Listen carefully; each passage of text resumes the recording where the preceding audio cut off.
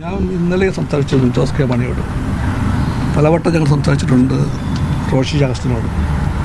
ഞങ്ങളുടെ എല്ലാം ഒരുപാട് സുഹൃത്തുക്കളുണ്ട് കേരള കോൺഗ്രസിനകത്ത്, അടുത്ത സുഹൃത്തുക്കൾ.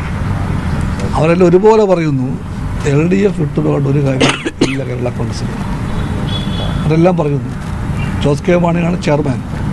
ജോസ് കൃത്യമായിട്ട് പറഞ്ഞു കഴിഞ്ഞിട്ടുണ്ടല്ലോ, LDFിൽ നിന്നും ജോസ് കെ മാണിയുടെ പാർട്ടി കേരള കോൺഗ്രസ് മാറുന്ന പ്രശ്നമേ ഇല്ല എന്ന് അദ്ദേഹം പറഞ്ഞു കഴിഞ്ഞു.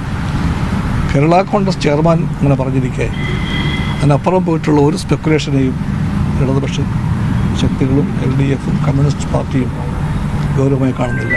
കേരള കോൺഗ്രസ്സിന് സ്വന്തം വഴി അറിയാം. ആ പാർട്ടി പ്രതിനിധീകരിക്കുന്നത് ന്യൂനപക്ഷ അവകാശങ്ങളെയും കർഷക താല്പര്യങ്ങളെയുമാണ്. ആ രണ്ട് രംഗങ്ങളിലും മറ്റേത് ഗവൺമെൻറ്റിനേക്കാളും മുന്നണിയേക്കാളും ഉറച്ച സ്റ്റാൻഡുള്ളതാണ് LDF. ന്യൂനപക്ഷങ്ങളെ എന്നും മിത്രമായി കാണുന്നുണ്ട് എല്ലാ കാലത്തും.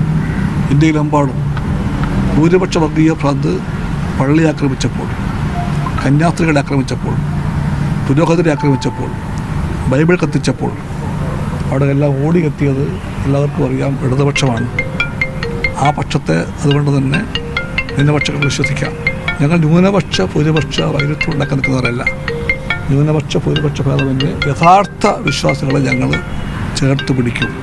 യഥാർത്ഥ എന്ന വാക്കിന് അടിവരയുണ്ട്. അയഥാർത്ഥമായിട്ടുള്ള കാപട്യങ്ങളെ നിങ്ങൾ മാനിക്കില്ല, പക്ഷേ യഥാർത്ഥ വിശ്വാസങ്ങളെ പൂർണ്ണമായിട്ടും മാനിക്കും. അത് ഇത്രയും വർഷങ്ങളുടെ ബന്ധം കൊണ്ട് കേരള കോൺഗ്രസിനറിയാം, ജോസ് കെ മാണിക്കറിയാം.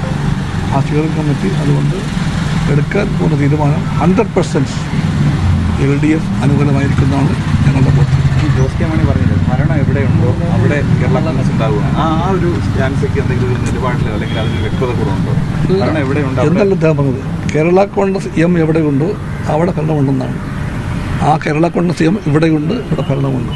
നാളെയും കേരള കോൺഗ്രസ് ഇവിടെ ഉണ്ടാകും, ഇവിടെ ഭരണമുണ്ടാകും എന്നാണ് അതിൻ്റെ അർത്ഥം. അതിൻ്റെ വ്യാഖ്യാനം. മറ്റൊരു മിനിസ്റ്ററുടെ ഒരു കാര്യം, ഇത് നിർബന്ധിത മതപരിവർത്തനം ആരോപിച്ചുകൊണ്ട് കാൺപൂരിൽ ഒരു മതപരിവർത്തനം, നെടുമങ്ങാട് സ്വദേശിയാണ്, ഇപ്പോൾ ജയിലിലാണ്. ഈ സംഘപരിവാർ സംഘടനകളും പോലീസും എത്തിയാണ് ഒന്നിച്ച് അറസ്റ്റ് ചെയ്തത്. മന്ത്രി കഴിഞ്ഞ ദിവസം വീട് സന്ദർശിക്കുന്നത് എങ്ങനെയാണ് സർക്കാരിൻ്റെ ശ്രദ്ധയിൽപ്പെടുത്തവും? കരകുളം കല്ലയത്ത് ഒരു സാധാരണ കുടുംബത്തിൽപ്പെട്ട ആൽബിൻ, അവിടെ CSI ചർച്ചിൻ്റെ ഭാഗമായി പ്രവർത്തിച്ച ആൽബിൻ 10 വർഷം കൊണ്ട് കാൺപൂരിലെ ഒരു പുരോഹിതനാണ്. അദ്ദേഹത്തിൻ്റെ ഭാര്യ 3 മക്കൾ, ആ 4 പേരെയും ഒരുമിച്ചാണ് ബജറംഗ് ദൾ പ്രവർത്തകർ വല്ലാതെ പീഡിപ്പിക്കുന്ന ഒരു അവസ്ഥ ഉണ്ടായി പോലീസ് അറസ്റ്റ് ചെയ്തു. ആ കുടുംബം ഒരു ദിവസം പോലീസ് കസ്റ്റഡിയിലായിരുന്നു. ഇന്നലെ ആ കുടുംബത്തിലെ അദ്ദേഹത്തിൻ്റെ ഭാര്യയെയും മക്കളെയും മോചിതമായി. എന്നാൽ അദ്ദേഹത്തെ ജയിലിലേക്ക് അയക്കുന്ന ഒരു നിലപാടാണ് ഗവൺമെൻറ് സ്വീകരിച്ചത്.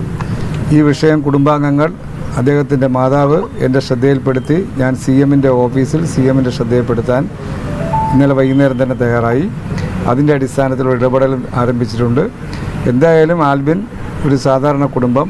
ആൽബിനോടൊപ്പം തിരുവനന്തപുരം ജില്ലയിലെ തന്നെ നിരവധിയായ പാസ്റ്റർമാർ ഈ UPയിലെ പല ഭാഗങ്ങളിലുമുണ്ട്. അവരെല്ലാം മാനസികമായി വല്ലാത്ത ഉത്കണ്ഠയിലാണ്, വിഷമത്തിലാണ്. അവർ ഗവൺമെൻറ്റിൻ്റെയും കോടതിയുടെയും മുന്നിലേക്ക് ഈ വിഷയം ശ്രദ്ധയിൽപ്പെടുത്തിയിട്ടുണ്ട്. മതപരിവർത്തന പ്രവർത്തനങ്ങളിലേക്കല്ല, വിശ്വാസി എന്ന നിലയ്ക്ക് പ്രാർത്ഥന നടന്നുകൊണ്ടിരിക്കുമ്പോഴാണ് പോലീസ് അറസ്റ്റ് ചെയ്തതെന്നാണ് അവർ എന്നോട് പറഞ്ഞത്.